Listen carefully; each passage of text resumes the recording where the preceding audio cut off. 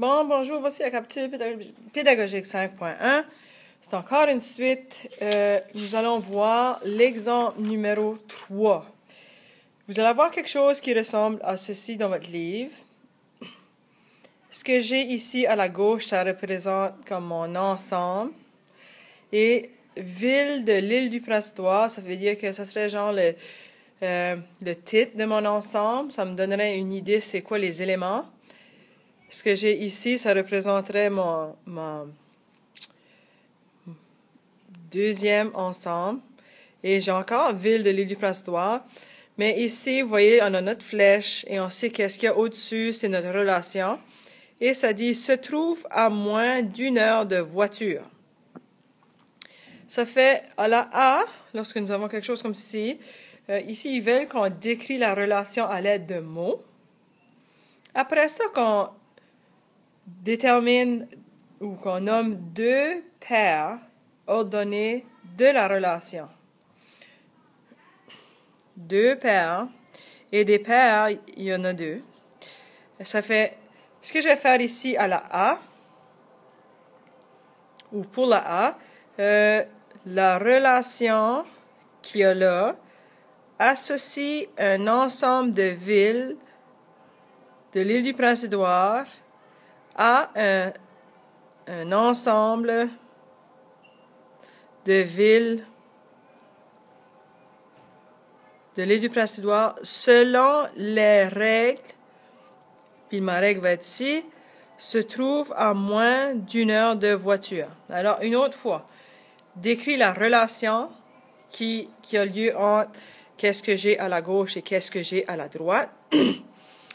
Là, j'utilise mon mot relation ici. La relation associe, parce que quand on parle de la relation, c'est aussi comme une association entre qu'est-ce que j'ai à la droite et qu'est-ce que j'ai à la gauche. Associe, et je garde ici un ensemble de villes de l'île du Prince-Édouard. Ça associe ce que j'ai à la gauche avec la droite à un ensemble de villes de l'île du Prince-Édouard selon les règles, notre règle est ici, se trouve à moins d'1 heure de voiture. Alors après ça, on veut savoir nomme deux paires ordonnées de la relation. Pour nous, ça va très bien parce qu'on connaît l'île du Prince-Édouard. Et je me dis, moi, que si je suis à Charlottetown, qui est une ville de l'île du Prince-Édouard, et je pense que Stratford est aussi une ville, oui, je suis pas mal certaine. Alors, je veux deux paires. Ça fait ceci, ça représente une paire. Et ce que j'ai par la suite, c'est ma deuxième paire. Une paire, voyez-vous, j'ai deux noms de villes. Alors, j'ai Charlottetown, Stratford. J'ai ouvert ma parenthèse, virgule, fermé ma parenthèse. Et aussi, il y a Charlottetown, Summerside. Ouvert la parenthèse, virgule pour séparer les deux villes. Fermer ma parenthèse.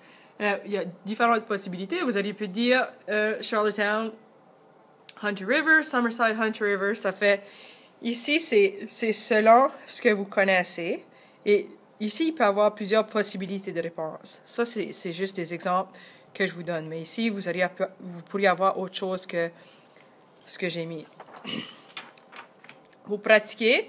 On va faire vérifier ta compréhension. C'est à la page 261. La réponse de ceci est à la page 261. Ça fait décrit la relation à l'aide de mots.